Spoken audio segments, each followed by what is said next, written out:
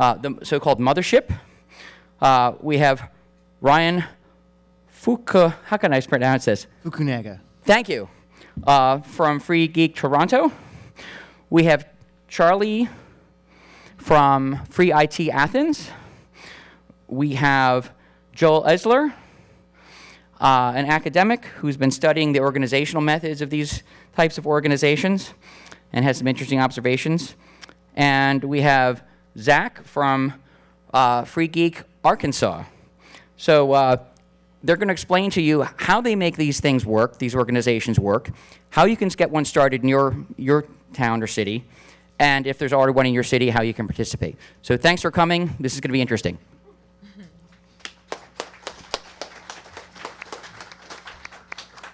Good morning. My name is Dan Bartholomew. I am the executive director for Free Geek in Portland. Free Geek was started in the year 2000. So we've been around for about 18 years. We started with 4 guys with an idea. And the idea was there is planned obsolescence in the technology market. And every 2 years, everybody trades out what they have for technology, and it ends up wherever it ends up. It could go to China, it could go to India, it could go to a landfill. Meanwhile, there are 17% of the United States that do not have a device and are not connected to the internet. 39% of rural America is not connected to the internet or even have devices. That 39%, even if they have a device, it could be a 2 to 5 hour drive to get a new device and or get their device repaired. So they took those 2 problems and they faced them off to each other. And they said, why don't we take the devices that are perfectly fine, that are just a couple years old, refurbish them, get them to be nearly new again, and give them to the people that need them so that we can bridge the digital divide. We can get those 17% of America and 39% of rural America to start working on things like curing cancer, cleaning the water, removing the landfills that they're filling with these 150,000 devices that we are getting rid of every single day. That was the dream. So we started out at Free Geek in Portland with about 2,000 square feet and 4 people. Over the last 18 years, we've grown to be about 45 people in staff. We serve about 4,000 volunteers a year, and we have about 25,000 square feet that is refurbishing about 1.5 million pounds of e-waste every single year. Part of our mission was to try and give birth to other Free Geeks that are across the United States. There are 11 Free Geeks across the United States, 1 in Oslo, Norway, of all places. There are about 78 nonprofit refurbishers in the United States.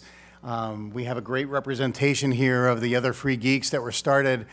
We are not franchising these Free Geeks. All we do is we provide a charter, we give them guidance, and we help them get started and give them guidance along the way, hopefully, to get things going and keep things moving as best as we possibly can. I can't tell you what this means to our community in Portland, as well as the United States. What we're doing is we're changing lives. We're changing lives by doing technology refurbishment. There was a woman that came in, she was a teenager in high school. Kayla was her name.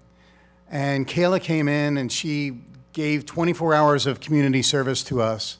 And as a result of that, we give her a computer. We give away thousands of devices every single year. We serve between 6 and 8 nonprofits every single week, providing them with all the technology that they need. But Kayla came in after her 24 hours of service, and I gave her her laptop. She started working on it. She was going through her class, and she was crying. And I said, Kayla, why are you crying? You just got a laptop. And she said, you don't understand. I've been doing all of my papers on my phone. And I've been standing outside of my school so that I had Wi-Fi connection in order to upload my papers when they were done.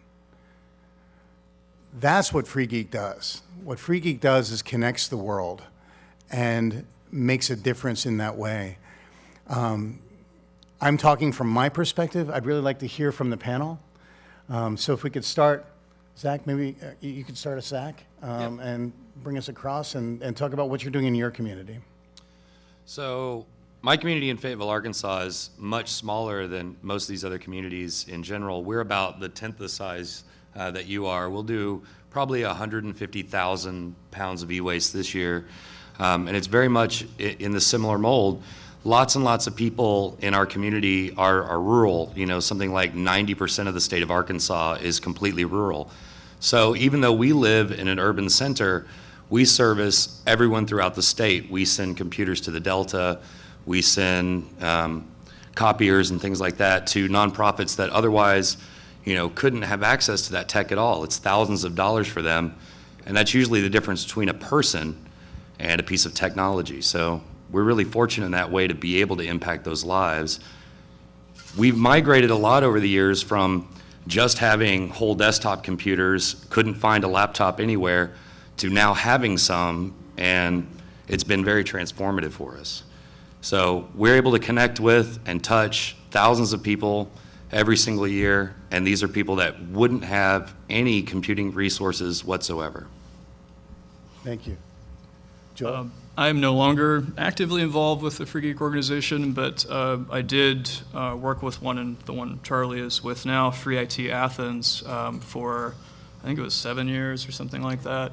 And when I began working with this group, it was in this school building that was basically falling apart. We had to put umbrellas in the ceiling to keep water away from the servers, and we had a really good space though, and I saw like a lot of things that were going on there that to me it wasn't really about technology so much as it was about community building and community organizing and getting people the help and knowledge and understanding of technology that they need.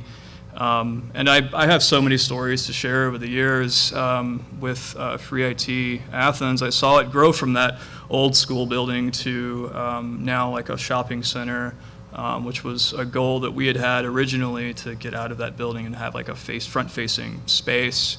And I think it's doing pretty well from what I can tell. Charlie can speak more about that, I think. Yeah, absolutely. Yeah, we're doing really well. We moved to a shopping center, so we have walkability. People, before we were in a warehouse, when I got involved, we were in a warehouse. So we were on the bus line, which if you're starting one of these organizations, do keep transportation in mind. Being on a bus line is so very helpful. But we were in a warehouse, so people would take the bus to come out to this warehouse. There wasn't really anything, unless they were recording music. Nothing else out there. And now, there's several stores and restaurants and, nail salons. So you can come out and shop and get your technology fix. But no, we're doing fantastic. It's about 2,000 square feet. Last year we recycled 19 tons of e-waste, which is 2 T-Rexes worth of e-waste, I learned. Last year we had 126 volunteers serving over 5,000 hours to our community. And we have 18 staff members, which I don't know if you knew that. That is tremendous. Yeah, so our staff, we're an entirely volunteer-run organization. So I'm a volunteer, Joel was a volunteer, everyone in there was volunteering, and having 18 people who are stepping up and saying, okay, I'm going to take responsibility and leadership in this organization is just mind-blowing, and I'm forever grateful. So this year so far we've distributed 200 computers. So I don't know if this is true of the other organizations, but free software is in our mission, and that's very, very important to us. So as well as bridging the digital divide and eliminating e-waste. So that's 200 people who have free software in their homes and free software alternatives. Yeah, so thank you. and we're well on track. And that's just through our store. So we have a store where computers start out at $15. We try to keep that as affordable as possible. So that's not counting community grant programs, or we also give away computers to volunteers for meeting certain milestones. So that's just that, yeah. And I also have so many stories that I wish I could share, but I'm taking too much time, so I'm going to pass it over. Thanks. So I'm here from Free Geek Toronto. Pretty much everyone everyone said, except change pounds to kilograms. You know. But the one big difference that does distinguish us slightly different from everyone else is that we've had to shift because of the way the environment in Ontario, in the province, is we've had to switch to become a what's called a employment social enterprise, which means that our focus is on having volunteers also help with the refurbishment recycling, but it's also giving people the opportunity to get jobs who face barriers to employment. So you get people who have had long absences or coming into tech as a second career, or they're newcomers to the country and they don't have the quote unquote experience to make it in North America to get their first job. So they come to us, and we are able to kind of give them that opportunity to kind of move forward.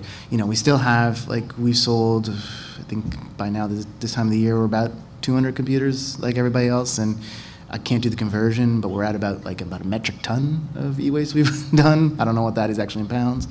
And it's really just kind of, so we do all that stuff, but it's really kind of us also incorporating this thing of really helping people, kind of get back on their feet and stuff like that. So, bridging the digital divide in a way that also includes getting people, employment, and really kind of using that opportunity either further into education or into other employment goals. And so, yeah.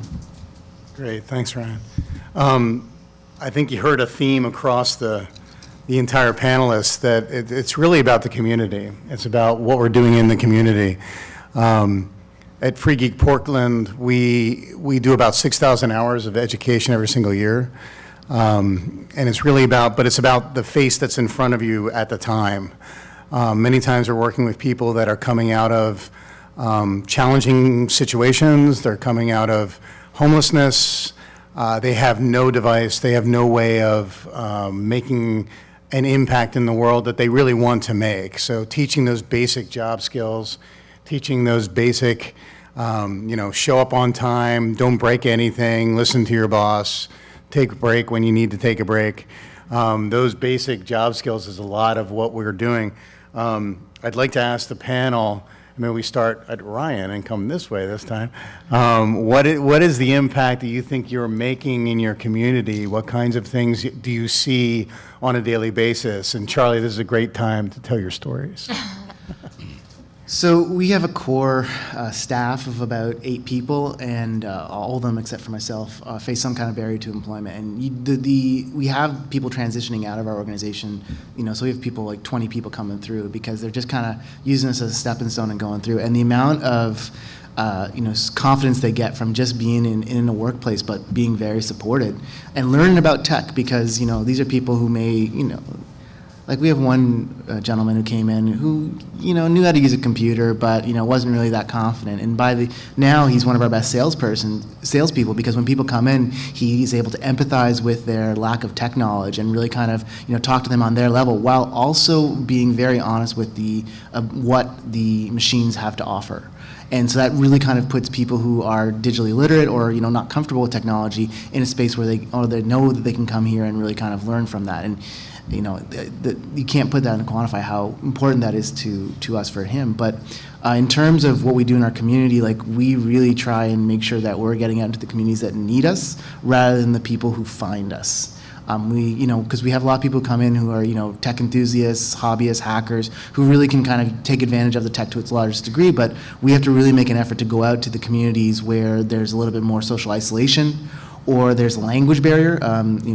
Like New York, Toronto has communities where their language is a huge barrier, and so we have to make a real effort to kind of, meet somebody there who's an enthusiast in a certain community that has the language skill, who can then take our items to the community, to people who really, really need it the most. And if we didn't have this kind of link with them, wouldn't even know we existed, because we don't all speak 1,000 languages. So yeah, so it's really that's really how we kind of Broadway kind of feel we get into our things. Thank you. So our impact in the community, I don't really have a metric. I wish I did for that, but I have amazing stories. Employment's huge. I had no idea until I started volunteering how big of a, well, of course I knew employment's a big deal, but how much a nonprofit like this can make a difference in someone's, job, professional life. To the point where recently we've had so many people go from not having a job to gainfully employed with full benefits that are actually having trouble staying open during business hours because I can't find anyone to open up. Yeah, exactly. Which is an amazing problem to have. One of those problems I'm grateful for.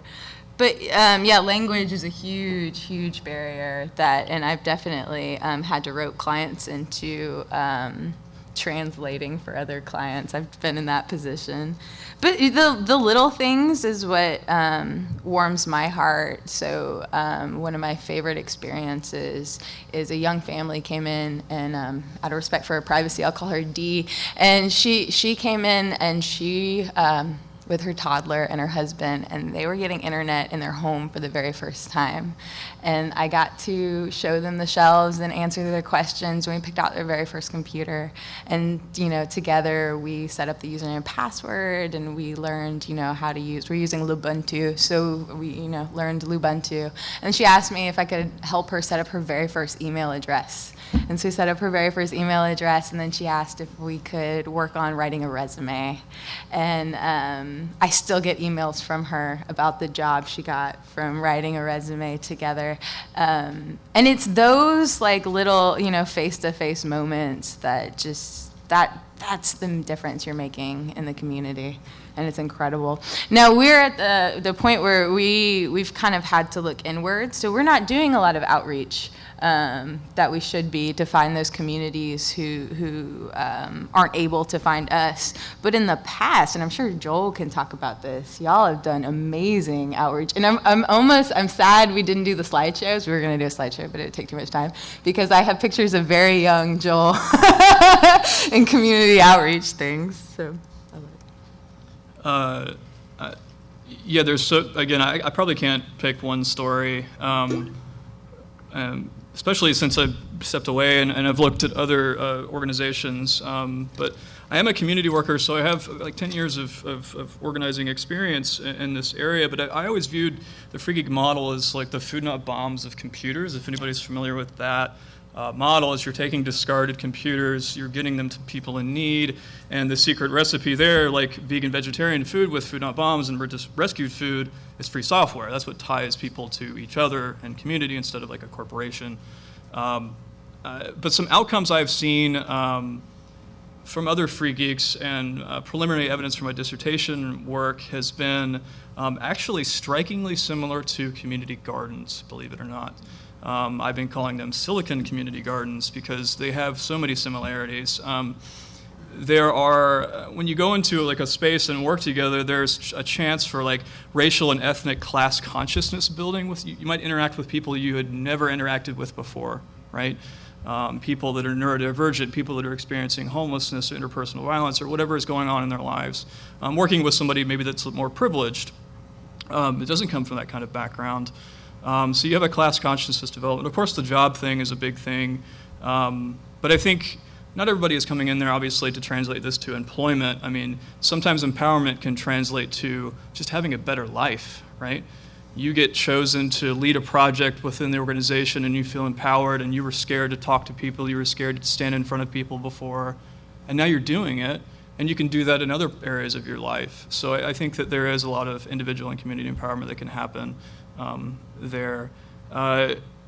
It can bridge from one space to across a large city. I found that in one of the places I was looking at. And it organizes community, so that's within the organization, you're organizing community itself, and then outside you can community organize, right? But sometimes when you are so focused inside because of structural issues, and we'll probably get to that at some point, you're not able to reach out to the community. But very quickly, Free IT Athens, we did a number of outreach projects. I tried to push for that in Athens because I did see that problem, like a lot of people coming in that were, maybe more privileged, or weren't hitting certain neighborhoods or demographics that we need to, and as everyone probably knows, is that this term, the digital divide, which is an academic term, but it hits every marginalized population.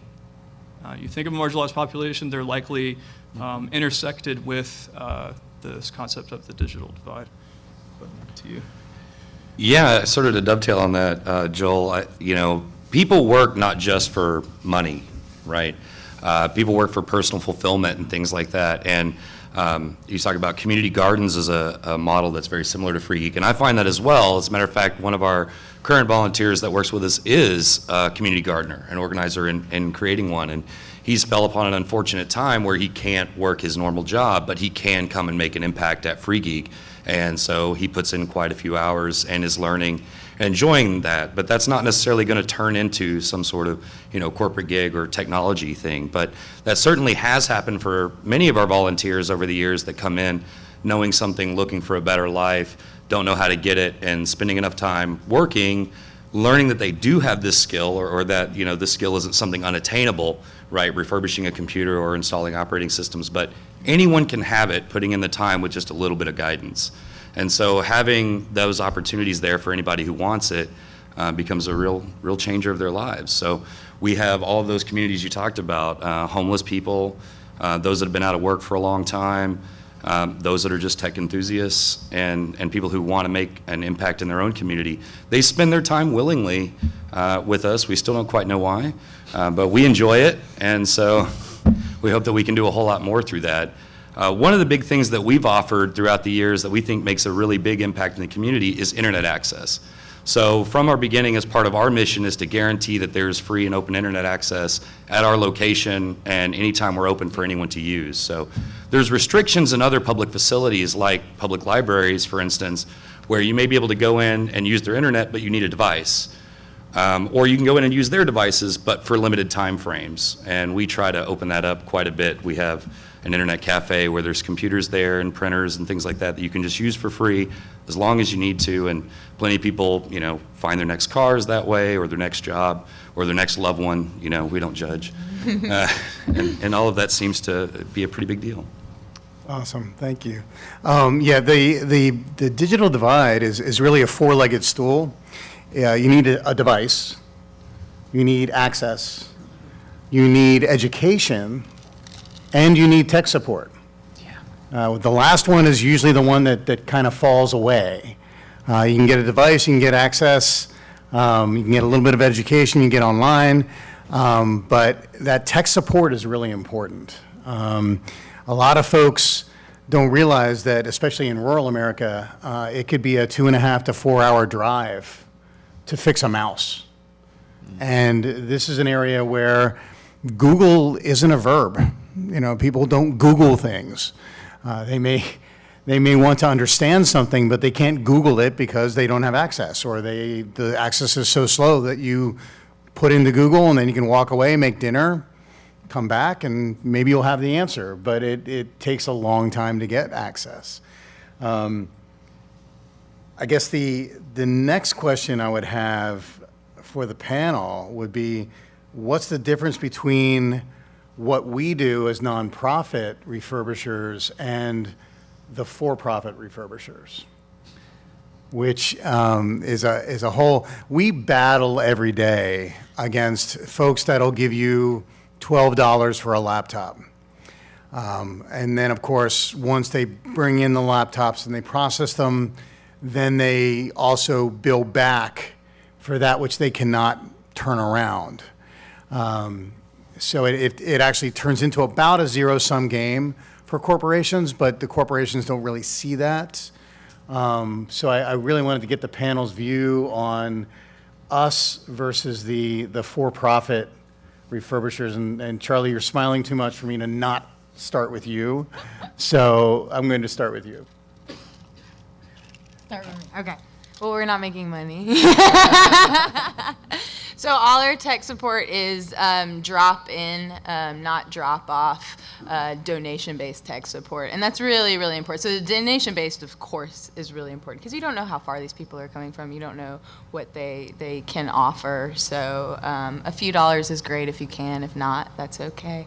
But I think, outside of money, the drop the drop-in rather than drop-off is hugely important, because it becomes not only a community building opportunity, but an opportunity for education, right? So for every tech support session we have, our goal is not only to solve the problem, but hopefully the client leaves knowing more than they did when they walked in, and then it becomes an empowerment opportunity. Yeah, we've taken at Free Geek Portland, we started with the model of coming in and we do as much as we possibly can for you, but we have so many folks that come in that we started struggling with, how do we take care of all these folks? So we went to a model where we have, and tech support gets a lot of interns. I don't know if you have the same experience, but it's a great launching point, and we have organizations in Portland that are now taking our graduates from our internship programs that will take them directly in and employ them. Oh, awesome. And they sponsor us for that too, which is awesome. But we've taken and we put a limit on the tech support window of 15 minutes. If it goes beyond 15 minutes, then we've got volunteers that'll do one-on-ones for up to 2 hours. Which is awesome, right? So if you really want to dig into a topic or somebody's really struggling with something, we take them and we put them in the classroom and they just go at it for 2 hours, which is really great. I mean, they move well beyond where they came in that model. Excellent. Yeah. One of the problems that we have in Portland, and I'm sure I'm looking forward to hearing what the panel said. We have spent like 15 minutes together, by the way, so we are just as interested in hearing each other's talks as you guys are to hear our talks. One of the problems we have in Portland is getting corporate donations. When it comes to donations, technology is key for us to turn things around and get them back out. We take in about, like I said, about 1.3 to 1.5 million pounds of e-waste every year, but we can only turn around this month. We did about 30% turnaround on that. We get about 2,000 systems a month. We were only able to turn around about 30% of that, mostly because it comes from folks. And so it's been sitting in somebody's closet. It's been collecting dust. It's a white back Mac. It's from the 80s. It's been around for a while, and we can't really turn that around. We must recycle in many, many cases. But from corporations that turn around their technology about every 2 to 3 years, and they're well maintained, and they sit in an office space, and they're not full of, 10,000 years of cat hair, we can turn those things around pretty quickly and pretty well. But getting those corporate donations are a challenge. A lot of times corporations will say, well, you're a nonprofit. How do I know that you're professional? How do we know that you're going to, handle our data securely? All of those questions. And we've done a lot in order to make sure that that's true. So we're NAID members. So we make sure that we securely handle everybody's data. Anything that comes in with data, whether it's a Roku or it's a laptop or it's a desktop, it goes directly into our caged off secure area where we clean all the data. If we can't clean it, we destroy it. And we take care of all those things. But getting corporations to believe in us and getting that trust level is really difficult. I'd love to hear the experiences of the panel on that. Brian, please. Yeah, so gotta love bureaucracy, because in Ontario there's a lot of bureaucracy around electronic waste, because they really tried to make it like a huge environmental promise up there, which meant that for us to become a refurbisher or recycle, we had to be certified by a governmental organization. So that builds an automatic level of trust there that I don't know, a lot of other people don't have to deal with, because we can just point at something saying like, no, this body has said we're okay and that we're following all these rules. We're securely wiping your data. We're locking things up. People who are handling your stuff we have a code of conduct around privacy and security and stuff like that. So there's all these built-in mechanisms that kind of come from just having like a piece of paper on the wall that some buddy checkmarked a couple months ago. But you know, it really that really kind of helps us, and that helps us with going to IT professionals in big corporations where we're making, you know, inroads, where we go to both the marketing and the IT people, because the marketing people were the good publicity, and the IT people know, you know, they kind of, when they dig into us, they know we know what we're talking about. And so those two branches of within a corporation really kind of, if they come together, they really kind of help us. We have had I can't really name them here, but like we've had a lot of corporations in Toronto who, you know, they just come and they'll dump their stuff off at us, and it's like really quality stuff. And you know, graphic design firms, by the way, are the best because they have lots of Macs that they're getting rid of every year, and it's all beautiful. But you know, so that's kind of how we've been able to deal with it, is that we really have to we really try and target it, and we have a large group of supporters and our customers, the people who come in. Like we have, you know, customers from the local school board or something like that who are coming in and then saying like, oh, I'm going to turn around and go to the head of my department and say you should get them, and now we have 100 French keyboards. So if anyone needs that, you know. You know, so it's things like that. It's really just kind of making those connections, and it's really kind of telling people, showing people that, you know, this is a community. This is really going to good works. It's not just going to line somebody's pockets. Or, you know, the other big thing for us is that everything gets recycled. The focus is on so much on recycling, on just getting rid of the stuff and breaking it down. Whereas we're like, no. First thing we need to do, the most environmentally friendly thing to do, is to reuse. Yep. And so we really focus on that messaging. And, you know, using the free and open source software and the community involvement and all those packages goes right together, and people just, you know, it's a hard sell, but, you know, you get the time, you get some good results. Yeah. Zach, you want to add? Yeah, so we almost find that they take you more serious if you charge them. You know, if we offer to come and pick it up for free and something, well, there must be some scam going on. So if you're just getting started and you're having trouble with corporations, you know, charge them a token, and that seems to open more doors. That's true. It's Yeah, amazing, isn't it? odd, yeah. Yeah. We've gone up against national contracts, and we've said, well, we're going to do this for free. You know, we'll do the pickups, we'll take it in, because, you know, if they've got 500,000 people, you know, we figure we're going to get, I don't know, 10,000 laptops a month. And they just don't believe us, you know, that we would want to do that. You know, I mean, Who would do it's anything for amazing. free? Exactly. Yeah. Awesome. One of the challenges that we have, all of us have, is the right to repair. Many of these organizations, like Apple, as an example, just an example, are very closed. We can't get schematics. We can't get OEM parts. We can't get. They will not. We break warranty if we open up the machine. There's a lot of what we need to do in Portland is we will decompose something, re-engineer it, and bring it back out in order to learn it, and then we pass that on to our other through iFixit or through others. We try and pass on that knowledge so that we can repair the stuff that we own, because you don't really own it unless you can repair it. So I'd love to hear some of the challenges across the panel in right to repair and what you're doing within your states, for instance, to try and get those laws remade, or in Canada. I hate glue. Glue is everywhere. Ugh. I guess I'll start. It's an interesting thing, because the laws are a little bit different. Where the right to repair, there's a lot of movement around it, especially in like the larger cities to kind of do it. But you know, the focus for us, like in the States, I think here is more around like larger equipment, like tractors and stuff like that, and trying to bring in electronics into that.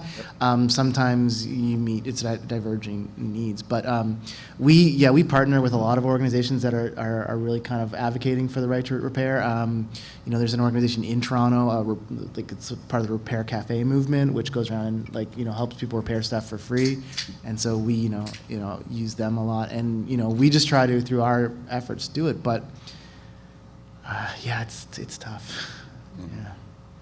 Yeah, I recently spoke to the Washington Congress, Washington, not the United States government, but Washington State, about their right to repair. California's got a bill active, Washington has a bill active. We're working to get a bill active in Oregon as well, to just get right to repair, because it impacts our business so much.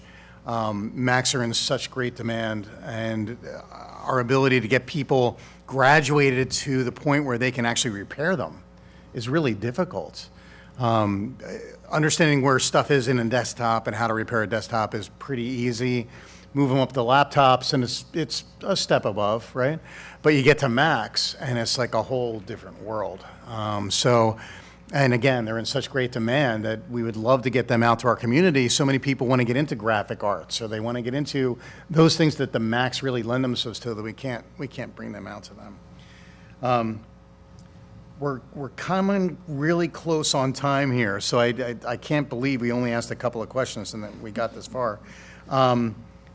I guess the last question I have, and I'd really like to hear the entire panel on this, is, and then I'm going to open it up to the audience, because you may not have come here to hear about community and how we're working this. You may have come to hear about how to actually refurbish this stuff.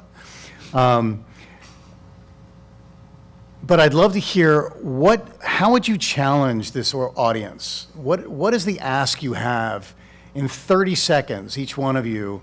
What is the ask you have of this audience? What is it that you'd like for them to take back with them when they go back to the real world?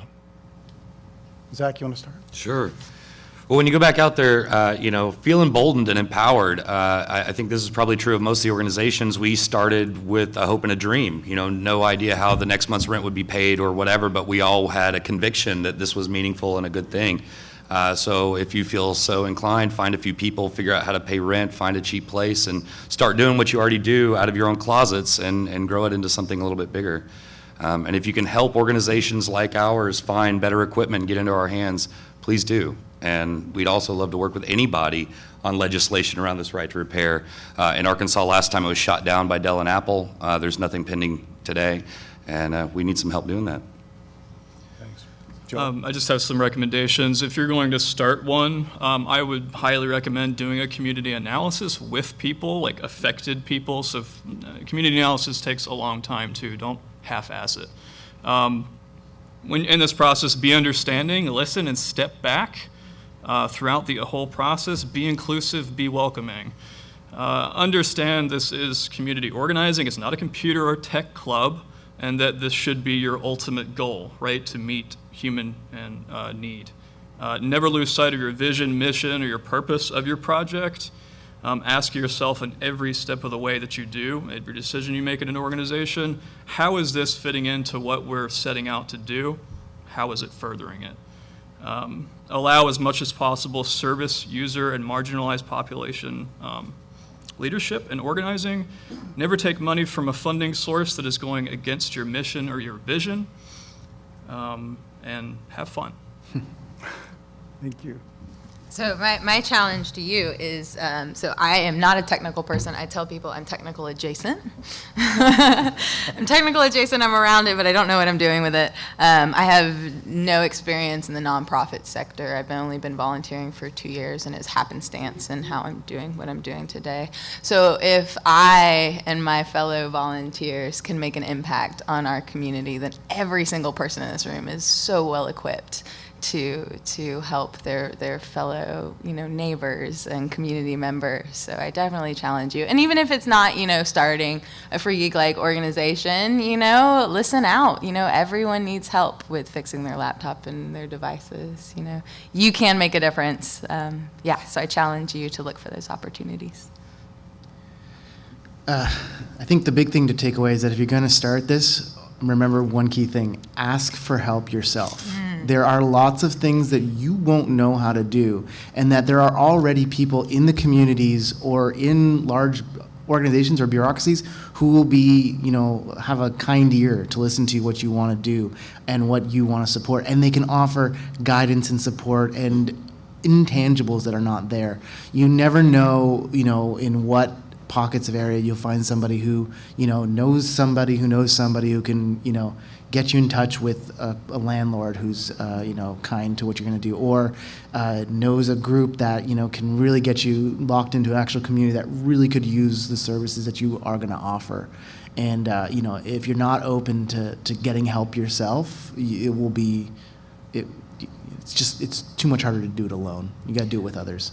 Excellent point. Yeah, there are 78 nonprofit refurbishers in the United States, and Free Geek is one of them. I have a call probably once a week.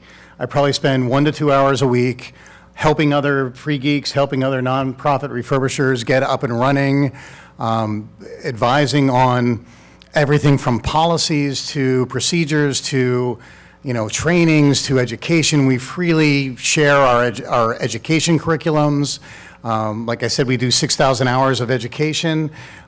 We share all of that curriculum. We talk about how to manage the teaching, manage the volunteers that we have, manage the volunteer teachers, how to get public schools involved so that you've got places for the children. Our children are remarkably unequipped. 60% of the Portland area schools are not equipped at home in order to do schoolwork.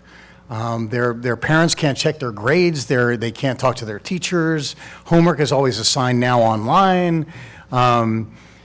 So we talk through how to get involved in that and how to get this information out. So if you are interested in starting one of these up, please reach out. Every one of us would field a phone call. Every one of us would freely share information if that's what you're interested in doing. My challenge to you is go back to your real world. If you're working for those corporations that are out there or working for or have a network that includes that, please talk to them about what we are trying to do. It is a huge benefit for them from a social networking perspective, a corporate social responsibility perspective, but it's also just the right thing to do. We need to refurbish these things and get them out to people that need them. So that is my challenge to you. I am almost completely out of time. If there are any questions from the audience, please, I'd love to hear them.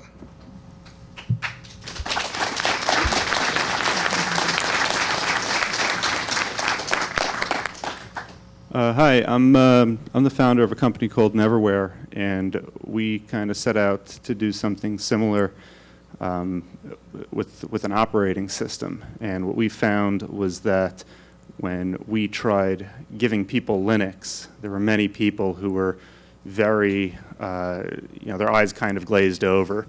And when we switched to Chromium, and we told people, oh, hey, this is going to turn your 10-year-old computer into a Chromebook, they suddenly connected, especially in schools where, Google is in every single school nowadays. Have you guys, tried or had any success with Chromium? No, free software is so very important. Yeah. So no, haven't touched it. Yeah. Yeah. Free software, and it just takes time. You got to sit with people, and they'll adopt. They will. Yeah. Yeah, I think it's a little disingenuous to call it a Chromebook also. Just a comment. We distribute Linux on all of our computers that we put out. We've recently become a Microsoft authorized refurbisher as well. And the reason that we've done that is because a lot of our folks that we're helping get back into the workforce, when they get back into the workforce, they need to have that Microsoft experience. It causes havoc in the shop with all the drivers you've got to have and the updates you've got to have and the virusware you've got to have. I mean, and we try and explain Linux is on the space station. I think they know what they're doing. And most of our people do accept Linux as we put it out. Yeah. I'm sorry? We do. Yeah. We have too.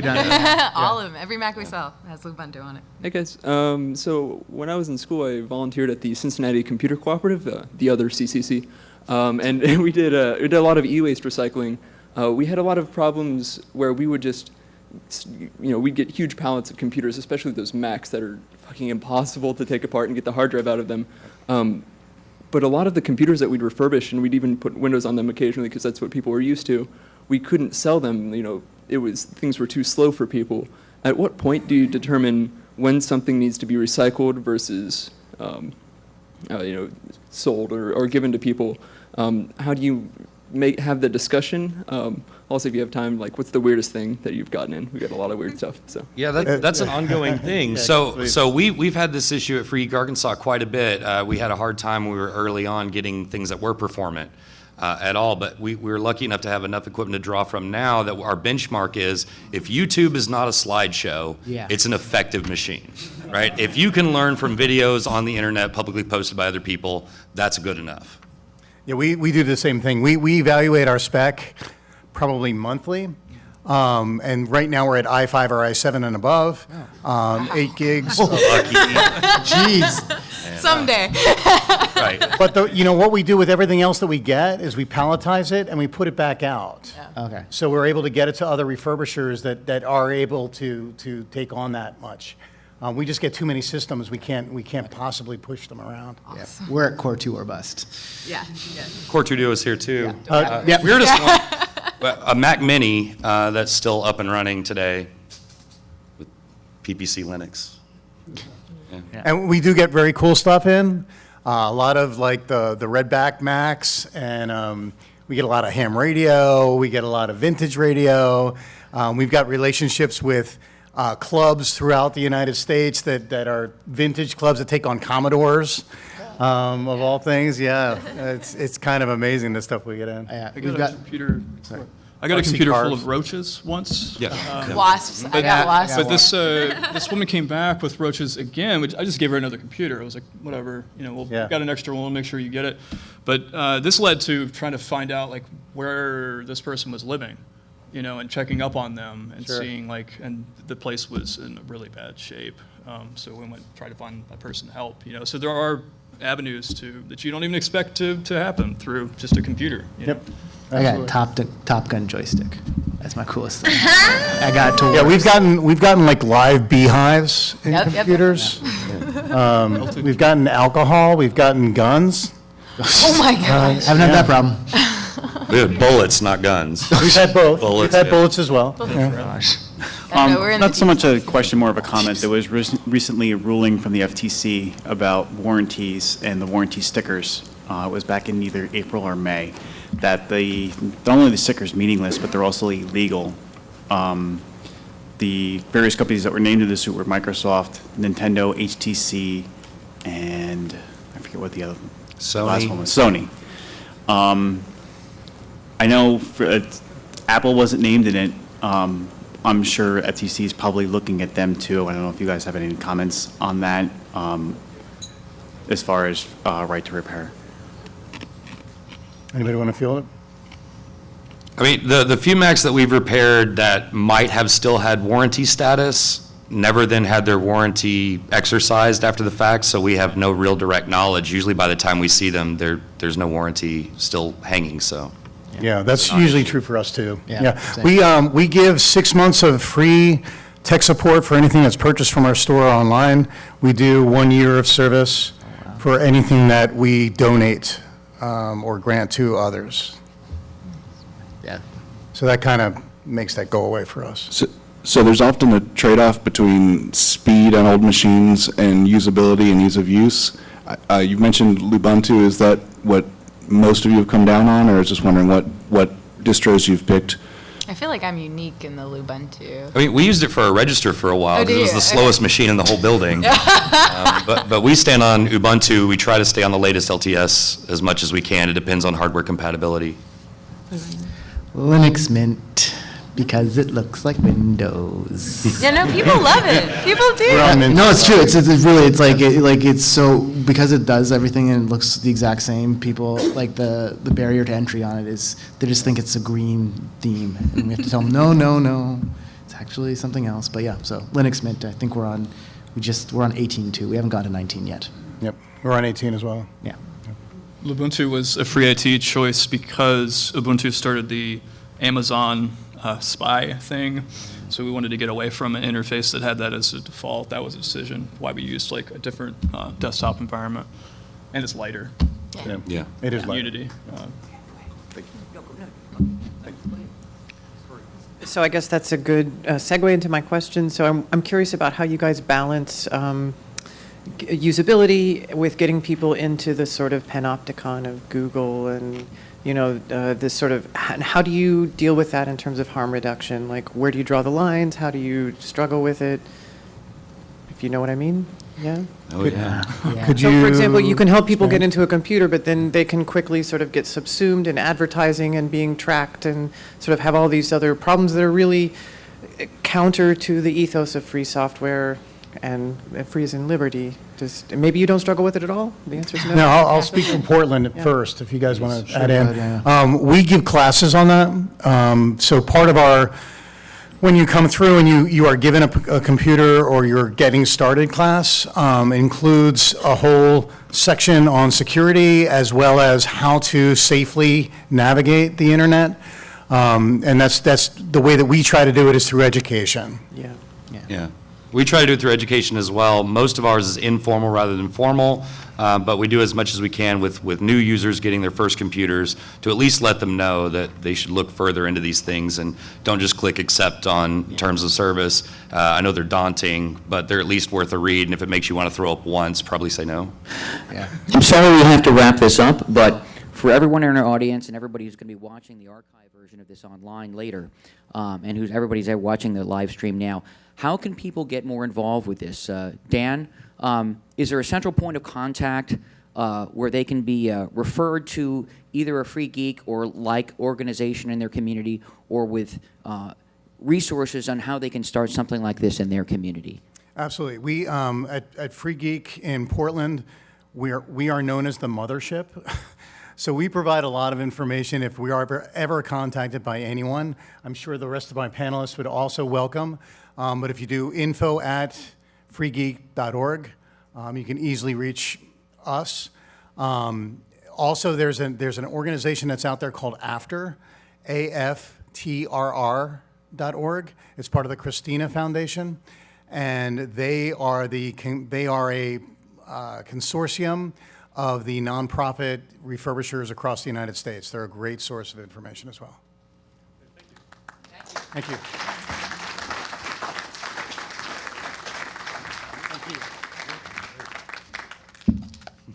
This was great. Great job. Oh, thank you. You really did well. I wish we had 2 hours. I know, I couldn't believe it. Yeah, very well done. I'm sorry, I just went No, keep no, it I'm on glad track. you did. Shaky start. I would have kept on going. So the big bump on this, I mean, there weren't a ton of people here, Sunday morning, whatever, but this was streamed.